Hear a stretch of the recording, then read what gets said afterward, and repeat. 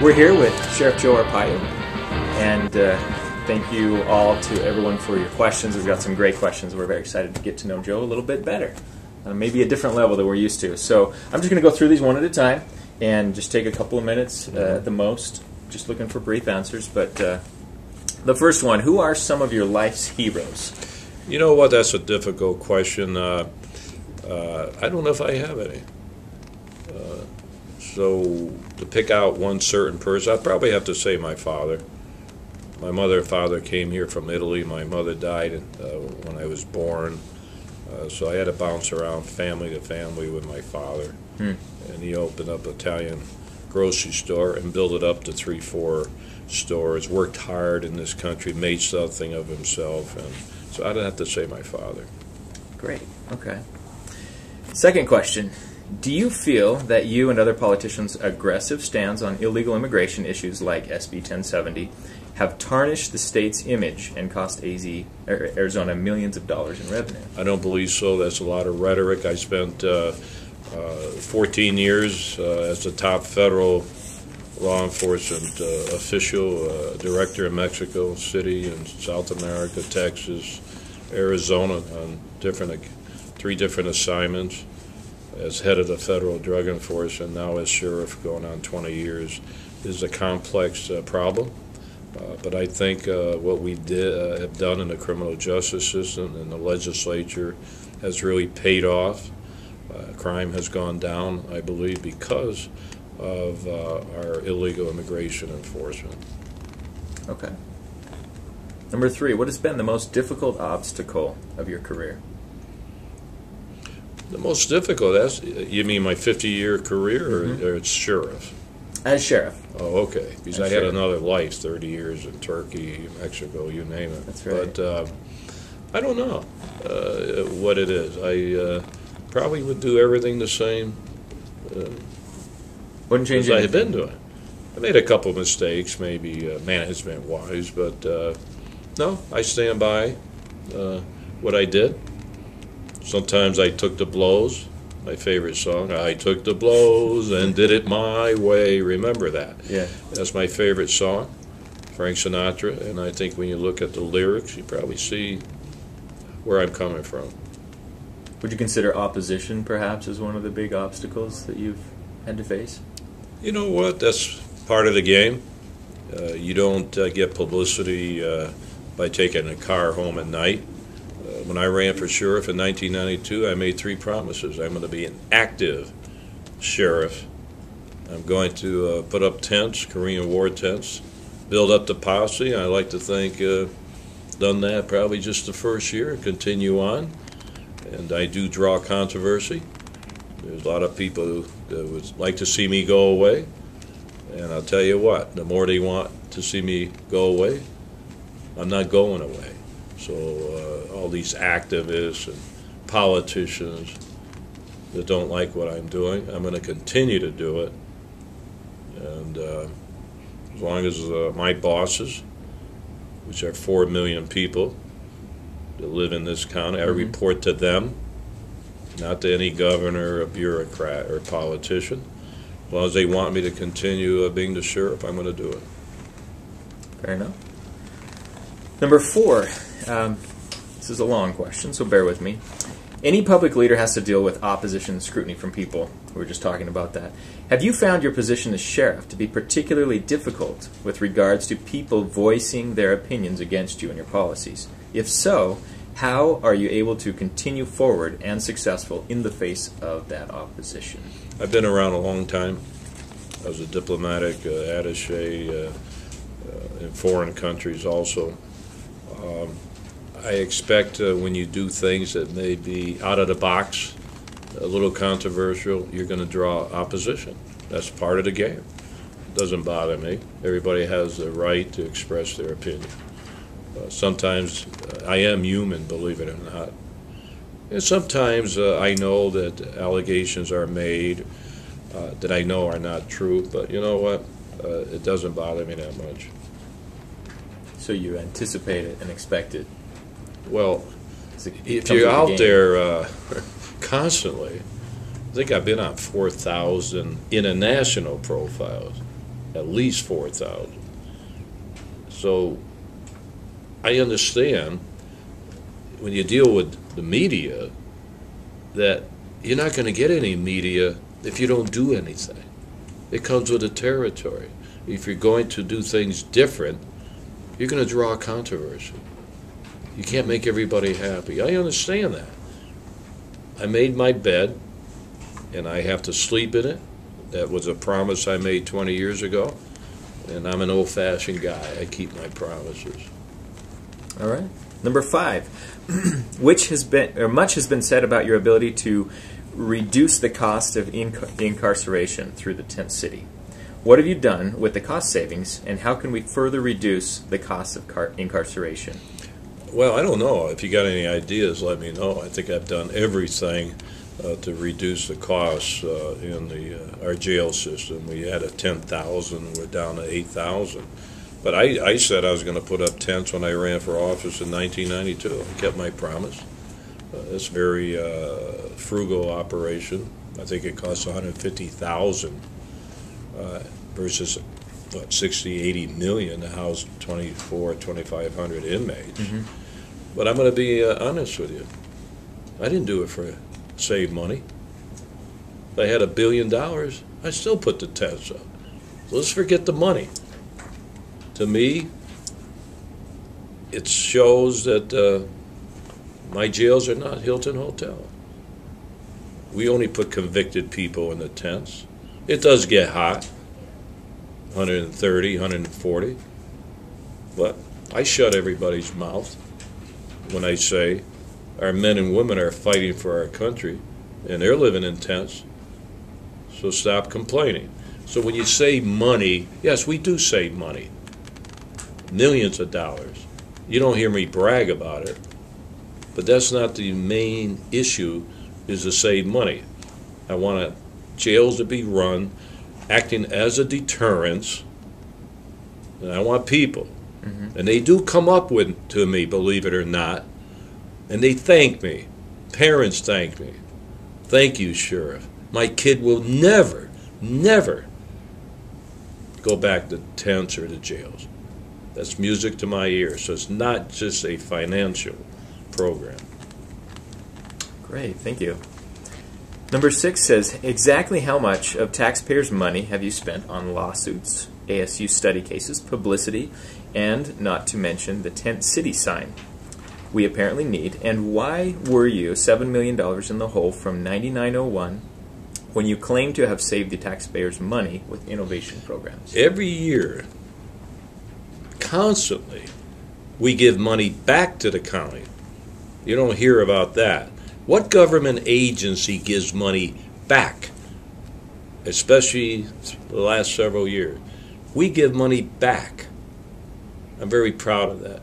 That 2001, I don't recall. I think there was 1 year that we were $2 million in a hole. 1 year out of 20 years? Mm-hmm. So I'm very proud of the fact that we return money to the county. You'll never see that printed anywhere. Why do you not see it printed anywhere? Because it's a positive story. Makes me look good. Do you really think that I get good stories out there? Okay, but you know what? The people are not stupid. They know what I'm really doing. It's hard to get the message out sometimes. But I want to thank you in your forum. At least you're giving me a chance to tell my side of the story. Number 7 is, when, if ever, do you plan to retire, and what will you do then? First of all, I have no hobbies. I don't play golf. I don't play tennis. I guess the only hobby I have, I like to watch movies. That's it. I have no hobbies. So I've been married, this year will be 55 years to the same gal. And I guess if I leave, I'll probably see more of my grandkids. But I don't expect to be leaving, so I don't even have to think about hobbies, because I'm not going anywhere. Great. With all the negative press, death threats, and the extreme challenges to your job, Why do you continue to endure it all? It's a good question. Sometimes I have trouble answering that question. I don't want to be the governor. Most politicians want to be something else. I could have been the governor. That's not egotistical. I think everybody knows that. I don't get that much money, that's for sure. I think I got 400 people that work for me make more money than I do, so it's not for money. I do understand the day I retire, you would not be talking to me. You'll forget how to spell the name. So even though I get a lot of media attention now, the day I leave, Joe who, so it's not for that. So why do I do this job? It's a good question. I got to ask myself that question. I'll tell you why. And it's very corny, but it's from the heart. Because the people want me to be their sheriff. The minute the people say, we don't want you anymore, I'm gone. Now, I can't ride off into the sunset on a horse because I'm from Massachusetts. I haven't been on a horse. I've been on camels, undercover in Turkey. So I'll ride off with my convertible, say goodbye, and 24 hours later, do you really think Channel 5 or the National or International will care about me? So I don't do it for that reason. I do it because the people want me to be the sheriff. I am a senior citizen. I joined the Army and graduated from high school and turned 18 in June when the Korean War broke out in June 1950. So you can take your calculator out and know that I'm a senior citizen.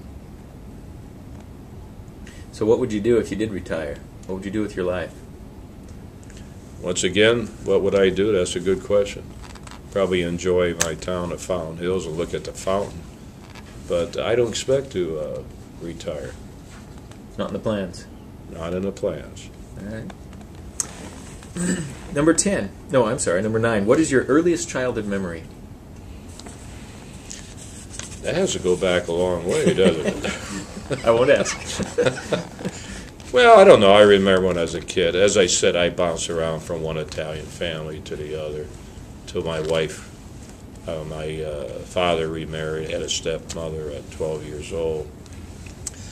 But I remember, I'm from Massachusetts, we had a lot of snow. I remember building an igloo and going in there in the snow, and it was built by the snow.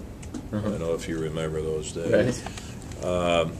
And then I remember Christmas, I guess my father gave me a gun, like a cowboy, actually probably like a sheriff, and I had a cowboy hat, little, the two guns and all that, so I remember that, but that had no bearing about becoming the sheriff. I didn't ever expect it to be the sheriff. The only thing I knew about sheriffs was watch Roy Rogers and all the cowboy movies where you had the town sheriff.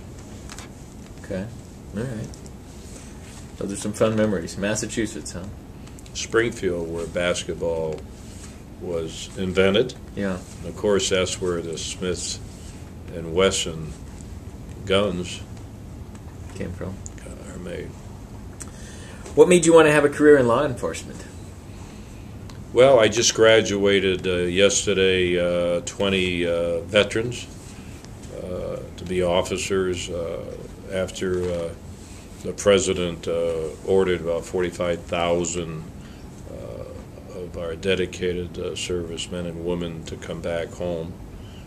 I felt that we have to do something to find a job for them, and I put them on top priority to be hired.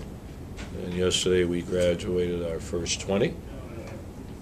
Because personally, I go back in history. I joined the Army, as I said, in 1950. Spent 3 years. Wanted to be a cop. Went to Washington, D.C. and joined the Metropolitan Police Department. You can see the patches there, all my patches. And I firmly believe that because of my military training, that gave me a chance, extra chance to be hired 21 years old as a cop. And I haven't forgotten that. And I think my 3 years in the Army has really helped me throughout my life. So going from military to cop, I understand, from cop to sheriff. What was that moment where you said, you know, I want to be sheriff, I think? Well, cop to sheriff. I was a cop in Washington, D.C. and Las Vegas. Locked up Elvis. Actually, I grabbed him going 100 miles an hour, took him to the police station. He conned me from giving him a ticket. But my big career, I was fortunate again to be hired by the Federal Drug Enforcement Administration, known as the Bureau of Narcotics. So I worked 27 years with the Justice Department, the DEA, all over the world, and went up pretty quick. I think I broke records as the youngest regional director appointed, but that was my big career.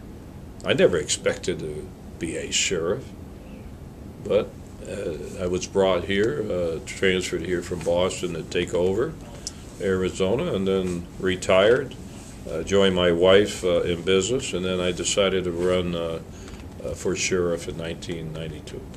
Okay. Speaking of, you have served as sheriff now for 5 4-year terms, and with high public approval ratings. What do you attribute this success to? Well, I work hard. Also, there's an old saying, you get things done through people. That's a good management philosophy. So I'm only as good as the people that work for me. I do set the policy. I work hard. I work 14 hours a day, 7 days a week. The day that I got elected, I've been on the speaking circuit in Maricopa County. I talk to everybody. You can't always believe what you see on TV or read in the Arizona Republic. So I go to the people. I've been doing that for 19 years. I have an old philosophy. When you look at the cowboy movies, you always see the sheriff. The sheriff brings out the posses to go after horse thieves. He knows everybody in the town. He runs the jails. I do the same thing. Of course, I have to know 4 million people. It's a lot more people. And we don't go after horse thieves, we go after car thieves now. So that's my philosophy. And I think it's a good philosophy to get to know the people that you serve. See, I report to them. They're my bosses. I said it before, I'll say it constantly. I report to the people. If I was a police chief, nothing against police chiefs, but they have to report to a city manager, a city council, a mayor. I don't report to anybody. So I have the flexibility to make decisions like that without going through all this bureaucratic garbage sometimes. So if I could never be a police chief because I'm the sheriff and I report to the people. All right. Well, it's worked out well for you. 5 terms, and running for 6, right? Then I might go for number 7 for all those critics out there that like to demonstrate in front of my building every day, that all ganging up, asking me to resign. I'm never resigning. So I got news for these activists and some elected officials that want me to drive me out of office. Not going to happen. And I'm going to go again. So after the next 4 years, I'm going to run again, as long as I stay healthy and do the job. All right. What advice would you give Sheriff Babu? Where is he from?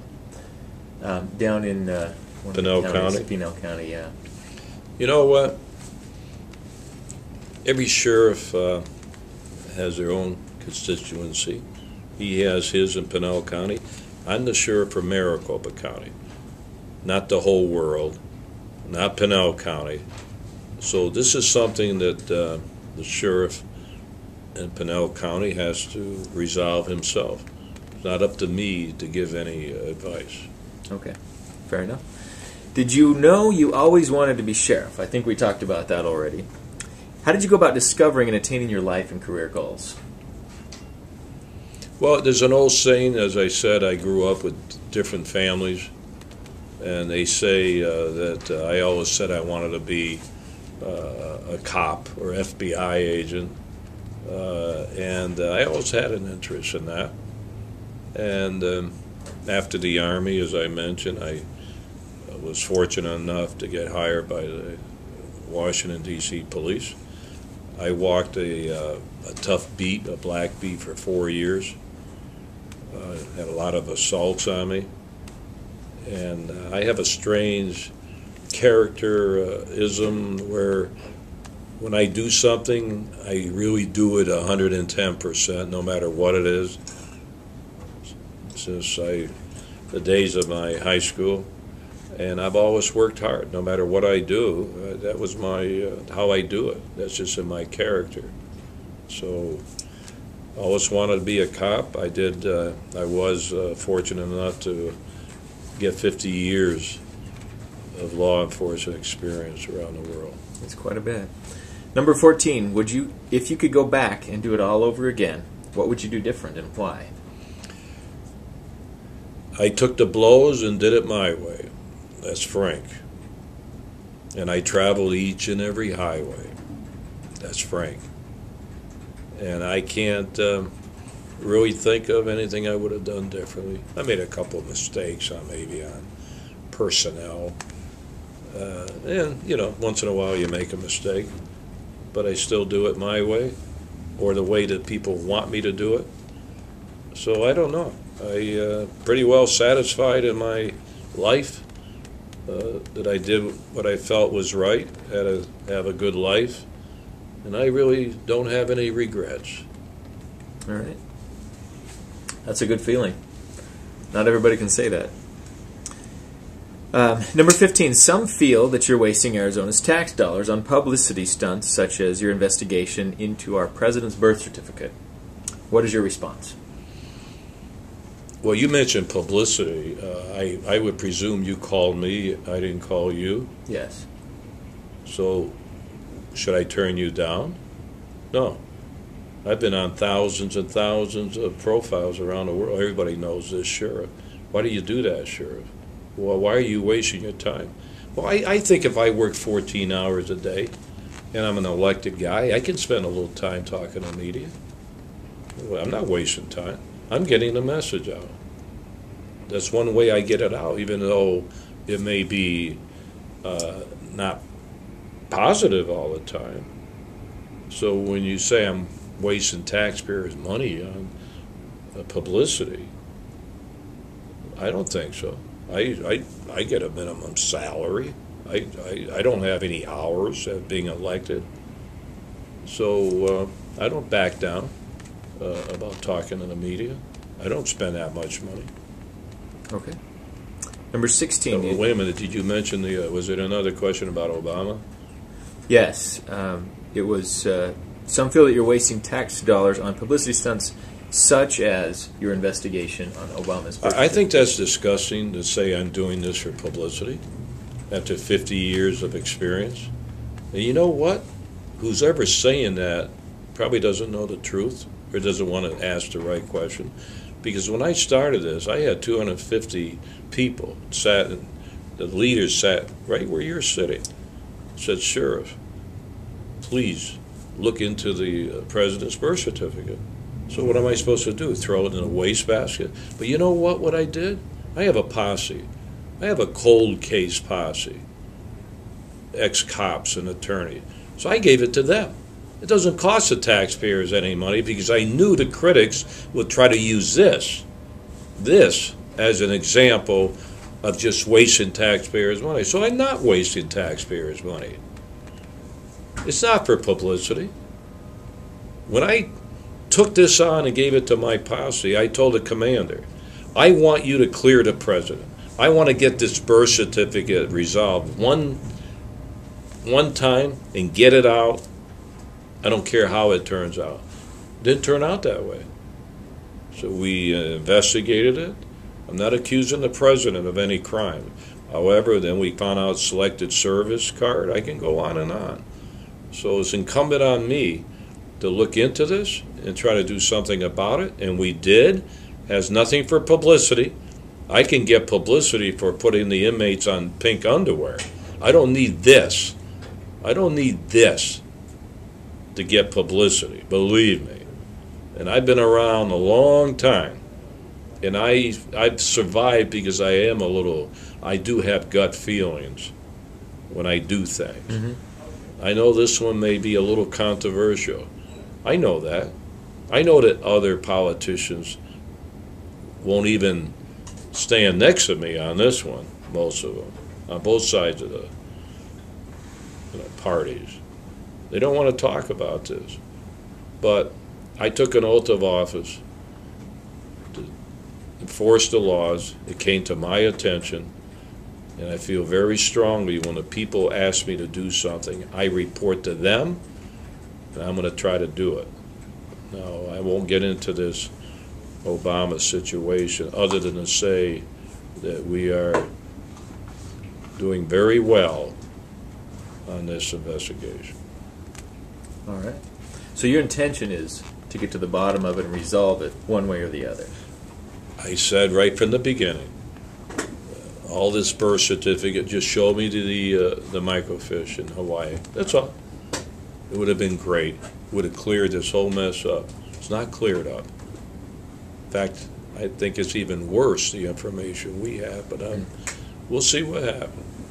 But that's the way I feel very strongly as the elected sheriff and the people that I serve in this county.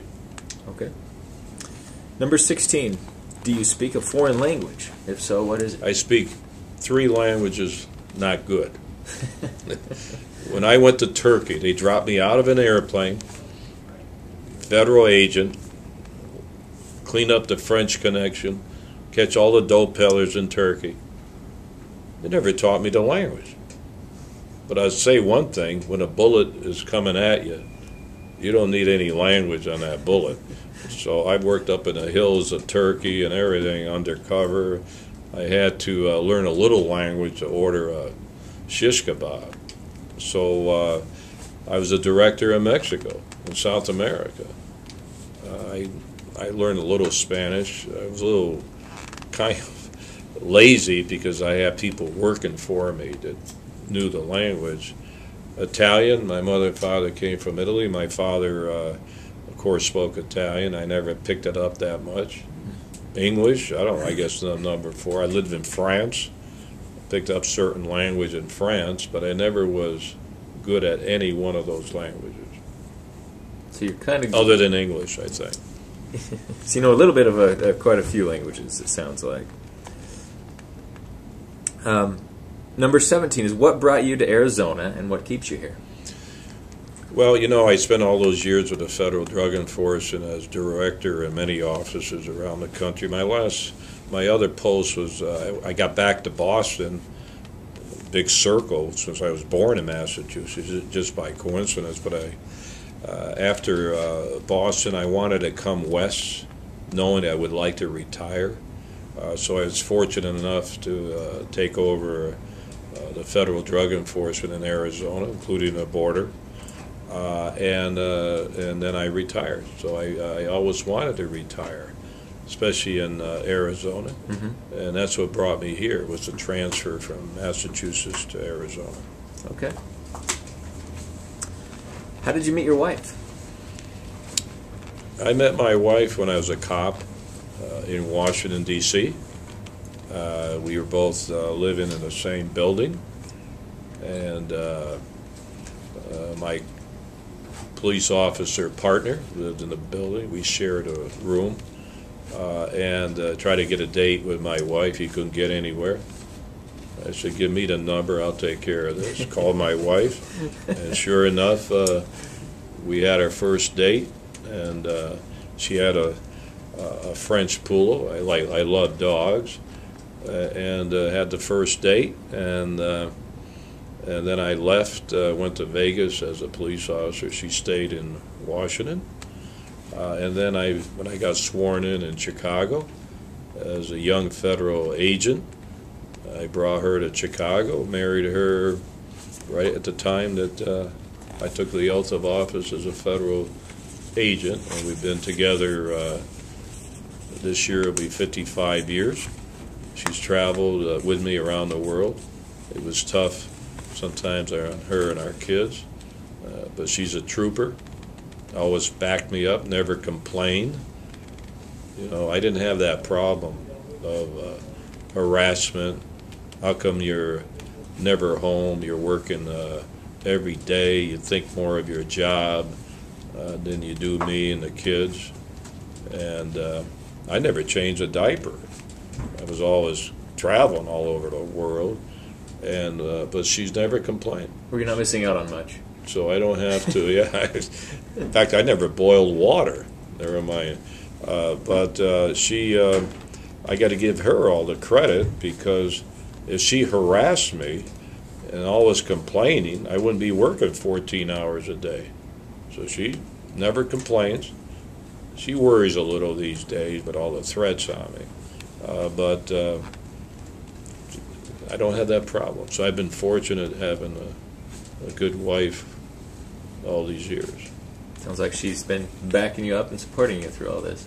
That's right.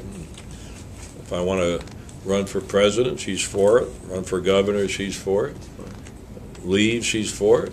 Or run again, she's for it. So I don't have any problems with my wife.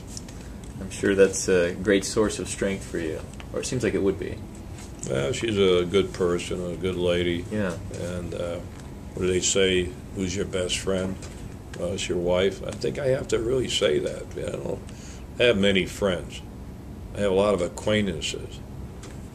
But you know what I'm talking about. Yeah. So I guess we'll say she's my friend and she's my wife. All right. Number 19. Since your entire adult life has been dedicated to law enforcement, please tell us how crime and enforcement have changed over that period of time, and what advancement has made your job easier. Boy, I have to go back to 1954 when I was a rookie cop walking a beat in Washington, D.C. A pretty tough beat. I had a lot of assaults on me, but I was a very aggressive guy.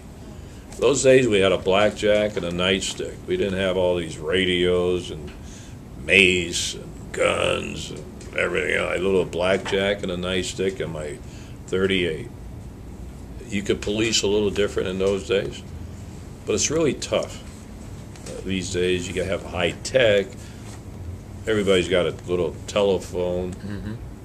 Not saying doing anything wrong, but it's a little intriguing sometimes. No matter what you do, you're going to be on your show or somewhere on Channel 5 or something. So I think one of the biggest changes is liability. Everybody sues. That maybe restrains cops from doing certain things, afraid that they're going to get sued. And I believe that could be one of the big issues today. So it's different, policing today than in the past. You find that cops are more hesitant because of that? Well, you have to talk to them. I think history will show. I try to manage the sheriff's office since I'm elected, and don't have to worry about all this bureaucracy. Yeah. Try to maybe do things a little like the old days, but my deputies are well trained and know what they're doing. But I like to give them a little leeway. When I was a cop, I took an oath of office. I didn't expect anybody to tell me when to arrest somebody.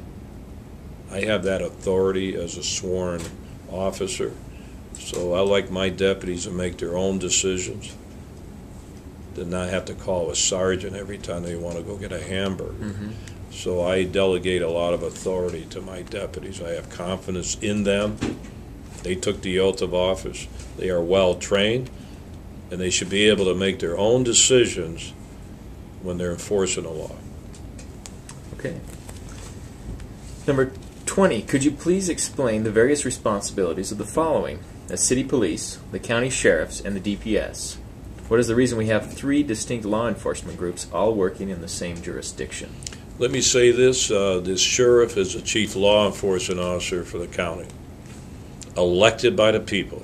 The big difference is I serve the people directly, where the other agencies, as I mentioned previously, have bosses.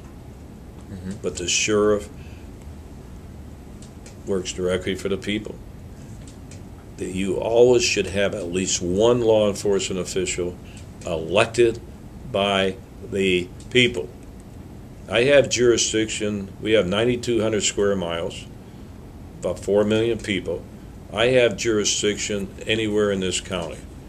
Police departments do a good job. There are times I come into Phoenix and enforce the immigration laws or animal cruelties or many other crimes. But you always should have one elected official in law enforcement. There's a big difference. You've gone back to that a few times. It seems to be a very important point. The elected official by the voice of the people. Well, you know, I made a stupid mistake.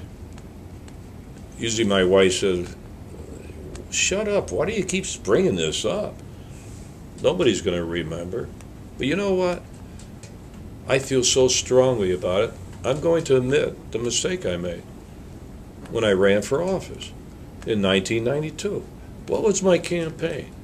The sheriff should be appointed and not elected. Think of what I said. I would have been fired 20 years ago.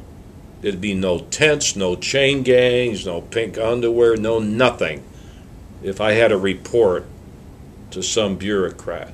So I made that mistake, and I'm never going to forgive myself for making that mistake. If reelected, what will be your policy toward illegal immigration? When I am reelected, nothing's going to change. Now let's see, since I did spend 14 years as the top federal law enforcement official on both sides of the border. But it's very interesting, nobody asked for my advice. I don't see the president inviting me to the White House, or I don't see all these politicians asking me my advice, except that I had Michelle Bachmann sitting in that chair. I had Herman Cain sitting in that chair, asking me, actually it's for an endorsement, but we did talk about illegal immigration. I have Romney called me.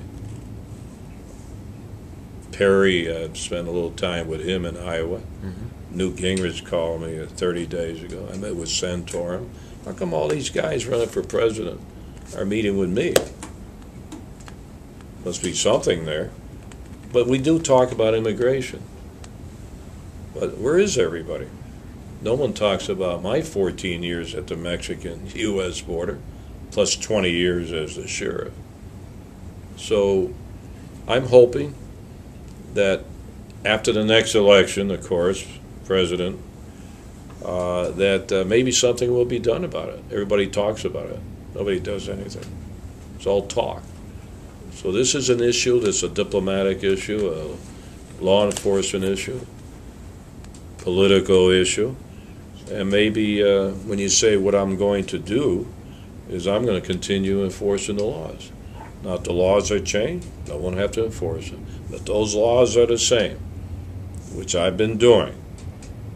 When you look at what my office has done, investigating, arresting, on the streets and in our jails, over 50,000 illegal aliens, I think we've done a pretty good job. And we will continue, although I know that the White House and Justice Department trying to put the handcuffs on me, but take away my authority, which they have done, but they forgot. I'm still enforcing the state laws. The employer sanction, we're still raiding businesses, mm-hmm. still arresting people coming through this county, so nothing's really changed. Okay. Why do you enjoy your job, and what activities make it worthwhile for you? Well, I enjoy the job. I have the best of two worlds. I'm a law enforcement guy, and also I'm elected. So the enjoyment is the challenges that you can do, and I think that's important, to be able to do things that you always wanted to do. Mm-hmm. Being a bureaucrat for 32 years in the government, sometimes you like to do things, but you better not. So at least I have the freedom of doing what I feel is right for the people of this county. Okay. Number 23, what is the number one tool or policy that you have implemented which has proven to fight recidivism? Well, you know, a lot of people talk about the pink underwear and chain gangs that I've done, tents, but they forget to talk about the good other. I think those are good too. A lot of people may not like it, but we have some great programs in our jail system that I can't get across because it's nice. You really think the media is going to do something positive and say, listen, boy, the sheriff has the only high school in a jail under a sheriff? Or what a great drug prevention program you have, probably the best in the nation. Or what about all your religious programs? What about your alcohol program? I can go on and on. Read to Me Mommy, where I have the mothers read a book into a tape that's sent to their kids. Girl Scouts Behind Bars. I can go on and on and on. And even our dogs in jail and cats that we put in there have been abused, taken care of by the female inmates to learn how to love the animals, two-way streets. Mm-hmm. I can go on and on, but nobody talks about that. But that's okay. I know what we are doing. The people going through our jail system, the inmates, they know. So I think to prevent crime and the reduce recidivism or reoffending is important, but I don't talk too much about it. Actually, I got a little problem. You know, I didn't give myself the title of America's toughest sheriff. Mm-hmm. Actually, it's the world now. But the media gave me that title. Now, I'm a little worried. If they think I'm too nice, they'll be calling me the nicest sheriff in America. I don't think I want to be called the nicest sheriff in America. The last question, number 24. Tell us about one of your most memorable or challenging experiences you've had as a Maricopa County Sheriff. I think that's tough. I've had so many experiences, good and bad, controversial, non-controversial. I don't know. I can't think. I think it was all exciting. If I didn't like it, the challenge of being the sheriff, I wouldn't be staying in office. I just retired and take it easy. So I really don't have any. You know, I can bring up Tent City and how that was so controversial. I can bring up some exciting things, like when I put the women on a chain gang 12 years ago. I'm an equal opportunity incarcerator. Why should I discriminate against women? You know, that's a big issue today. I was a step ahead of the game. But I remember when I put women on a chain gang, I usually get a lot of media. But I had 39 TV crews come from all over the world to look at the women that I hooked together on the chain gang. That's interesting. In fact, I am proud of the fact, not that I would not like other people to copy me, but I know that's the only female chain gang in the history of the world. I don't know why. I put the men on a chain gang a couple of years prior to that. So I don't know. I do things sometimes that are different, and that makes me feel good. Is there any particular story or something that stands out as one of your fondest memories or most challenging memories? Well, I don't know. I've had a lot of threats on me. I don't know if that's challenging. I guess it is. But I don't know. Really, it's hard to distinguish. I think everything, as far as I'm a high-profile guy, I think anything I do is challenging. I know I'm going to get people calling in, accusing me of everything in the book, but it doesn't bother me. Mm-hmm. I know that, most of them don't know what they're talking about. They just don't like me. That's all right. Good. They don't like me. That's all right. The people that like me, I pretty well figure I'm not tall, dark, and handsome. So they may like me because I'm doing the job. That's all right. But No, I just feel really deep in my heart that I serve the people, and what keeps me going. It's not being egotistical. Is when they come up to me constantly. Sheriff, thank you for what you're doing. Of course, I'm not talking about pictures. They all want the photos. I don't know who I take pictures with. Everybody just stops me. Okay, what am I supposed to do? I'm in a catch-22. Do I say, oh, you can't take the photo? Give me your name, rank, and serial number. I got to call the FBI to make sure you're not part of the mob or anything else. Well, what do? I don't know who I'm taking a picture with. One day that might backfire. I might have a picture with a guy that's wanted or something. But what do? I don't turn them down. I sign autographs, get the picture, talk to everybody. That's the way I am. And that's the way I think I should be. Because I do serve the people. Even the people that don't like me, I serve.